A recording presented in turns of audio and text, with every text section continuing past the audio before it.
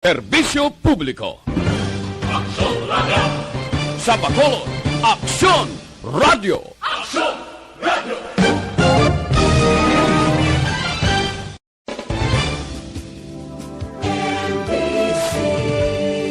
Manila Broadcasting. Aksyon Radio, Philippine Standard Time, alas 6:06. Ining nga oras, ginadalo.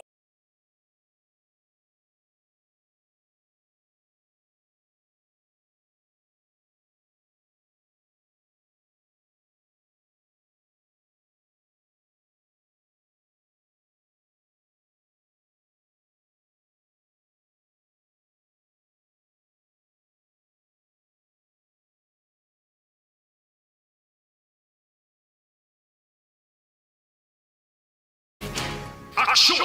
Balita Evening Edition. Magadulong sa inyo sang mga nagapanguna nga balita lokal, national, international, sports, kag entertainment. Aksyon! Aksyon! Balita Evening Edition.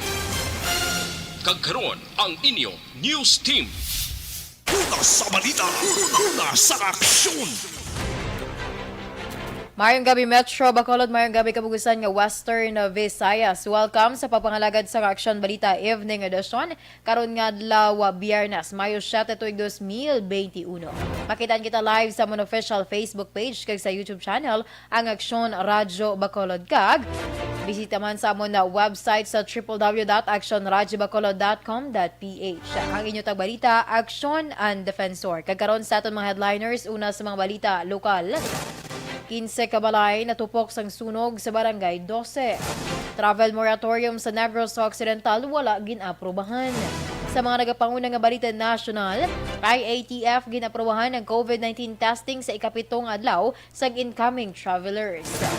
Mandatory registration sa prepaid SIM cards ginaduso sang isa ka mamalidha. Una sa balita, una sa aksyon. Action Radio Philippine Standard Time, alas 6 sa utso. Detalye sa ngaton mga nagapanguna nga balita lokal pagkatapos lamang sa mga ini.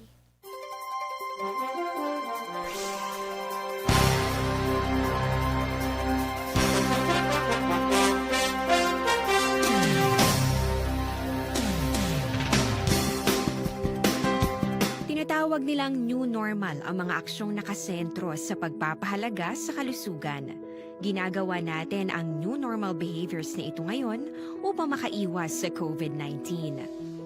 Pero kung tutuusin, marami sa mga hakbang na ito ay mga kaugalian na ating natutunan at dapat ginagawa noon pa man.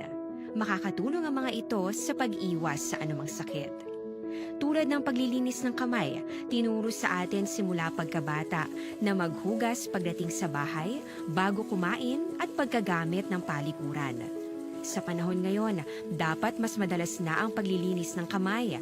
Bukod sa paggamit ng tubig at sabon, maaaring gumamit ng alcohol-based hand rub o sanitizer kahit nasan ka man.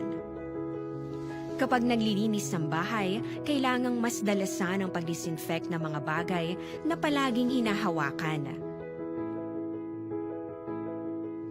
Makakagawa ng pang-disinfect gamit ang ordinaryong bleach na panglaba. Maghanda ng isang parte ng bleach at ihalo ito sa 9 na parte ng malinis na tubig.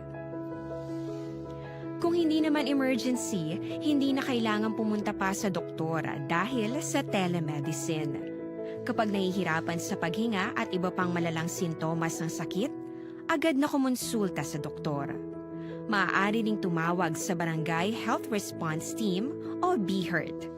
Huwag kalimutan ang mga natutunan dahil ito ang ating sandata para maging handa sa new normal.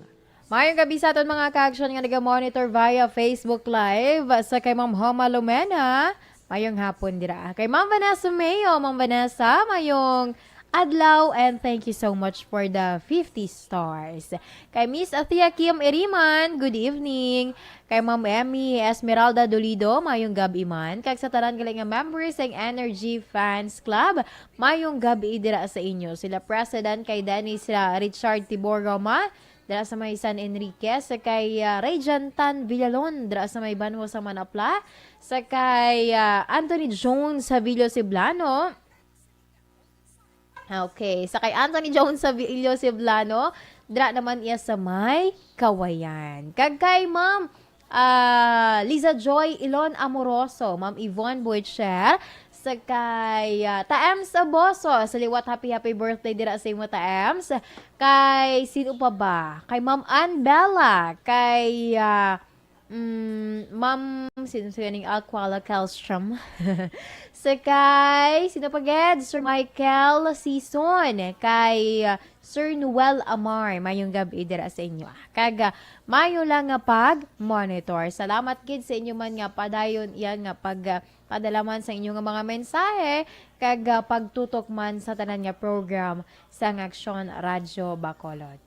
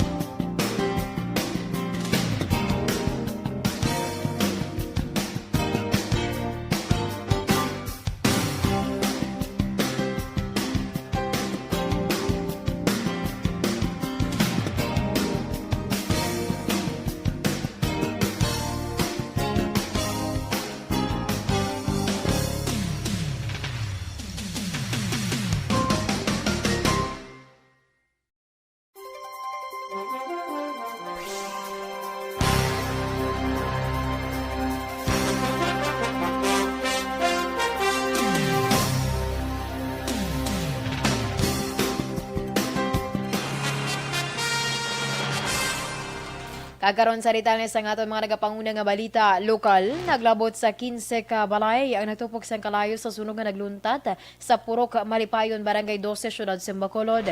Sunog kay Bacolod City Fire Marshal Chief Inspector Rodel Legaspe, las 9:30 sa nagumpisa ang sunog sa lugar, kag malapit las 11 na sag-agas ang gindeklar nga fire out.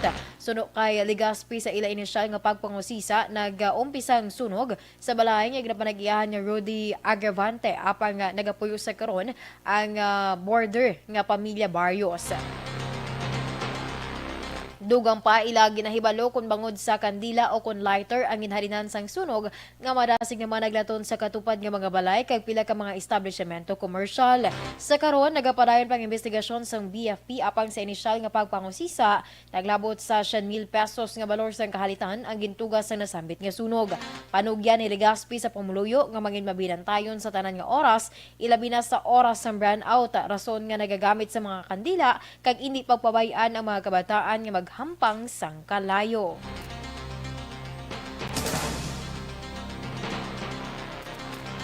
Naglabot sa 20 ka pamilya nga akon apektado sang sunog nga nagluntad kay ina sang aga sa Purok Malipayon, Barangay 12, Syudad sa Bacolod.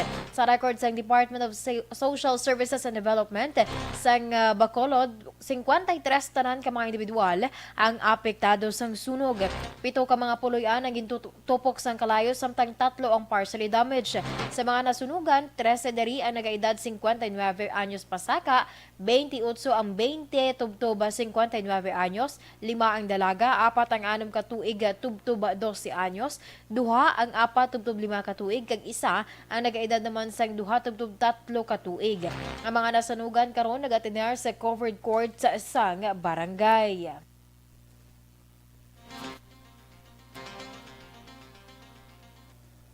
Sa iban pa nga balita lokal, pasiguro ni Bacolod City Mayor Evilio Leonardia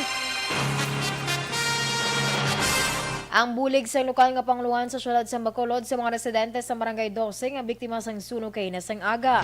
Base sa palayag ni Nadia nga personal nagbisita sa lugar, sa diin natabo ang insidente, iya na ginhatagan sang instruksyon ng DSSD upod sa iban pa nga ahensya kag departamento sang gobyerno para sa paghatag sa mga nagapanguna nga kinahanglanon sa mga biktima nga natala na ipahamtang sa temporaryong evacuation center. Liwat gin pa siguro sang alkalde nga mayara sang bastante nga supply ang syudad para sa food and non-food relief items kaangay sang hygiene kits, tents kag iban pa. Bangod sang sunod-sunod nga kaso sang sunog nga nagluntad sa syudad, liwat man nga nanawagan ng alkalde sa publiko sa paghimo sa nagakaigo nga tikang nga paghalong agud makalikaw sa anuman nga trahedya. Tanan nga katapos ang DSSD na to, no? So, immediate nga assistance mahatag na yung sigida. Tanawon tanay kung base ila ganin niya mismo ikaw kalingon nga lote dire. May kwan man natin mo, may mga housing program na din sa unang natabo. Una sa balita, una sa aksyon. Aksyon na Radyo Philippine Standard Time, alas 6:20. Antes pa ang pila naton ka mga local news, isa anay ka flash report gikan sa patrol with Action John Diaz. Action John. So na ang isa director by Bax Operation ang gikan sa Drug Enforcement Agency dirinig sa Terry Super Gonzaga Barangay at Katorito ng Batorito sa Riin ang din sa mga person ang ilang nasikop sining bypass operation sa mga teriona. Isa sa kadrag din ang ilang din na sulod aksyon na o sila makabig nga high impact operation ang ilan naman naging kasasa nga hapon. Kaya naman ito may pila sa mga drugs sa Carnelia nga nakuha aksyon na dari sa area mismo, mga more or less mga 60,000+ pesos ini worth of suspected shabu ang na-recover nila sining ilang bypass operation sining ilang mga kapi. Dari sa lugar, kita ko ito babae ang subject kilala kay Alias Buding, pero ang totoo dyan siningalan ko na ito kay Agent Pambu, ang team leader sa Pereya Special Enforcement Team nga manilikas sa bypass dari sa area. May mga drug paraphernalia kay Kumo, ini sila gali nadakpan sakto nga nagahupot ng illegal na droga, iba na biti mo na nagbaligya, no? Isa rin sa ka-drug den, kay kurato natin sa lugar din mismo, ako dito kay Pereya team leader, Agent Bambu, medyo dugi-dugi naman nila na monitor ang hulag sa mga persona diri aksyon. At kaliwat, anom gate ang nadakpan, mga more or less, sinidring recovery, mga 10 grams, no? Of suspected shabu. So, ginakapin niya nga high impact operation action ayon. Ang sa mga nagkadakpan, total ang nagkapitan, pag-dring nga mga recoveries, kag ang background sa mga persona, ang mabatian na sa action diri Japon, sa action radyo Bacolod. Flash report gikan sa Bacolod, ang paglibot sa Bacolod Action John Diaz. Ulit ito na sa action sa Bacolod Action Radyo. Dugang sinakaroon nga detalye sa nga flash ni aksyon na John Diaz bantayan sa pilaman ka mga public affairs program sang aksyon Radyo Bacolod. Sa balita, sa aksyon! Action Radyo Philippine Standard Time, alas 6:22. Detalye sa nga aton mga nagapangunang nga balita national pagkatapos lamang sa mga ini.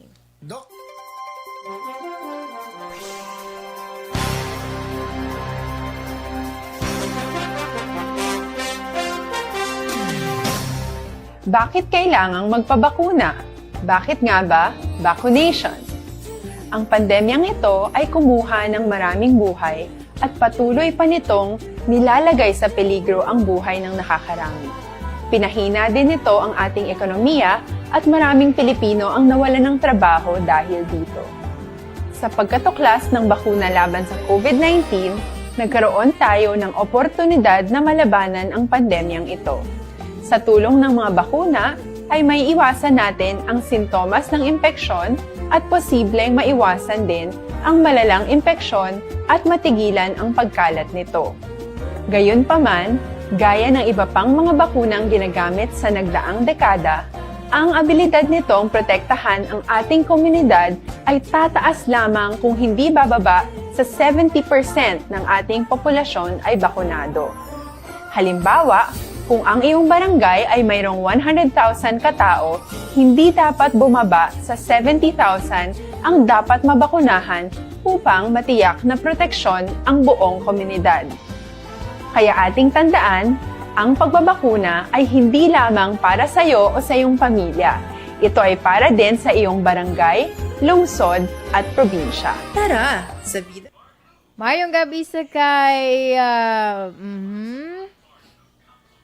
kay Sir Louis Alda Sr. Mayong gabi dira sa imo. Ay, happy weekend dira gali sa imo, Ma'am Vanessa Mayo.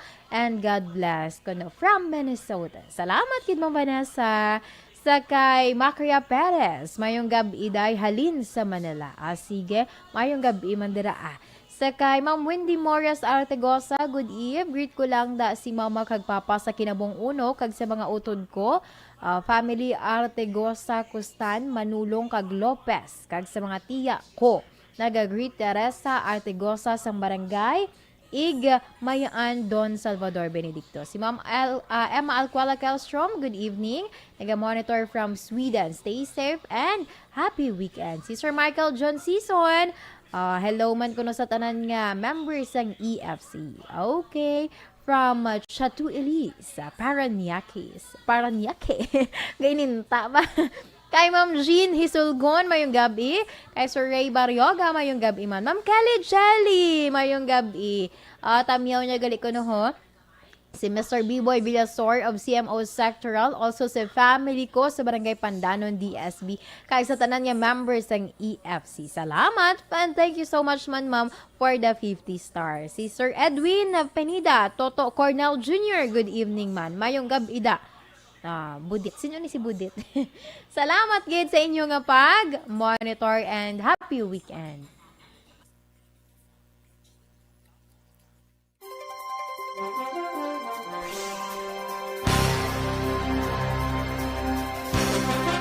Bakit kailangang magpabakuna? Bakit nga ba vaccination? Ang pandemyang ito ay kumuha ng maraming buhay at patuloy pa nitong nilalagay sa peligro ang buhay ng nakakarami. Pinahina din nito ang ating ekonomiya at maraming Pilipino ang nawalan ng trabaho dahil dito. Sa pagkatuklas ng bakuna laban sa COVID-19, nagkaroon tayo ng oportunidad na malabanan ang pandemyang ito. Sa tulong ng mga bakuna, ay may iwasan natin ang sintomas ng impeksyon at posibleng maiwasan din ang malalang impeksyon at matigilan ang pagkalat nito. Gayunpaman, gaya ng iba pang mga bakunang ginagamit sa nagdaang dekada, ang abilidad nitong protektahan ang ating komunidad ay tataas lamang kung hindi bababa sa 70% ng ating populasyon ay bakunado. Halimbawa, kung ang iyong barangay ay mayroong 100,000 katao, hindi dapat bumaba sa 70,000 ang dapat mabakunahan upang matiyak na proteksyon ang buong komunidad. Kaya ating tandaan, ang pagbabakuna ay hindi lamang para sa iyo o sa iyong pamilya. Ito ay para din sa iyong barangay, lungsod at probinsya. Tara, sa Vida Vaccination! Aling mga bakuna ang gagamitin sa Pilipinas? Sa ngayon, may limitadong supply ng bakuna sa buong mundo. Sa katunayan, halos 80% ng stock sa buong mundo ay nabili na ng mga mayayamang bansa. Dahil dito, walang iisang kumpanya ang maaaring mag-supply ng 110 million na bakuna sa Pilipinas, kaya naman nakikipag-usap ang ating gobyerno sa 7 manufacturers. Sinisiguro natin na ang mga bakuna na to ay makakatanggap ng Emergency Use Authorization at kung may EUA sila, doon lamang sila bibilhin at gagamitin ng ating gobyerno para sa ating vaccination program.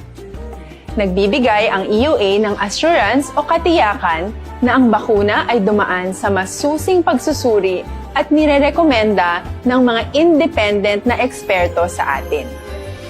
Hindi mo rin kailangan mag-alala. Ang bakuna laban sa COVID-19 ay hindi magbibigay sa iyo ng COVID na sakit. Tara, sa Vida Vaccination! Magkano ang babayaran ko para mabakunahan? Ibibigay ng gobyerno. Action Radio Philippines Standard Time, alas 6:29, kagaron salita na sa ngaton mga nagapanguna nga balita national, ginaprubahan sa Interagency Task Force on Emerging Infectious Diseases ang ginduso sa Department of Health nga COVID-19 testing sa ikapitong adlaw sang incoming travelers halin sa nga ila pag-abot sa pungsod. Sunod kay Health Undersecretary Maria Rosario Vergere, kahapon sang ginaprubahan ang ila rekomendasyon sa diin, komplituhon sang incoming traveler ang napulo ka adlaw nga quarantine sa national level. I-endorso naman sila kada local government units ang mga traveler pagkaligad sa napulo ka adlaw agud makumpleto ang mandatory nga duha ka semana nga quarantine sa ilabanwa kag syudad. Dugang pa ni Vergere, pagahimo sang protocols ang natungdan nga mga ahensya para sa implementasyon sang bag-o nga pulisa.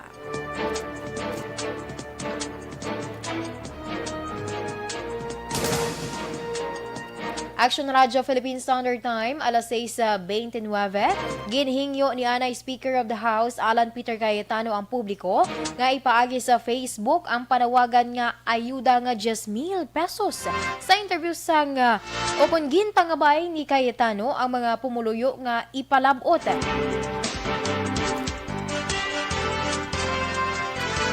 Ipalabot sa ilang mga tiglawas sa Kongreso ang kagustuhan nga manginlayi ang 10,000 nga ayuda. Antes ini, ginpahayag ni Cayetano nga pila ka mamalidha ang nagpabati-bati nga iveto lang sang presidente ang ginaduso nga 10,000 nga ayuda bill. Sa piyak sini nagapati si Cayetano nga hindi mahimo sang presidente ang pagveto sa among hagna bangod may nagakaigo nga pondo para diri kag maayo ang tinutuyo nga mahatagan sang kapital ang kada pamilya nga Pinoy. Well, unang-una po, may Facebook naman ang karamihan nating kababayan. I-paste nyo po ang opinion nyo. Kung gusto nyo po ng 10,000. At pangalawa po, sulatan o kaya ipabot sa ating mga kongresista.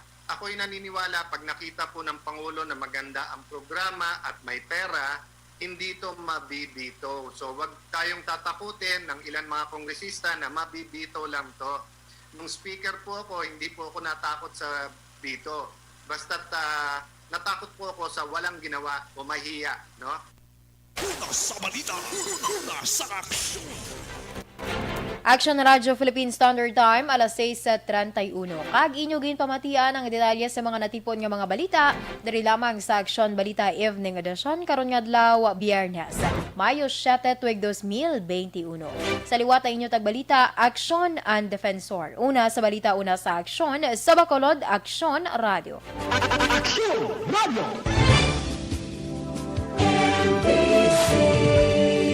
Manila Broadcasting Company. Sa balita.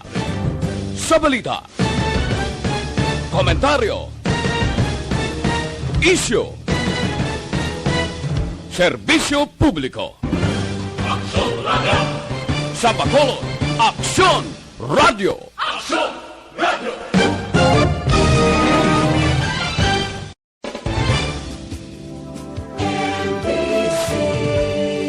Manila Broadcasting Company. Sa balita. Komentaryo. Isyu. Serbisyo publiko. Aksyon Radio. Sa Bacolod, Aksyon Radio. Aksyon Radio.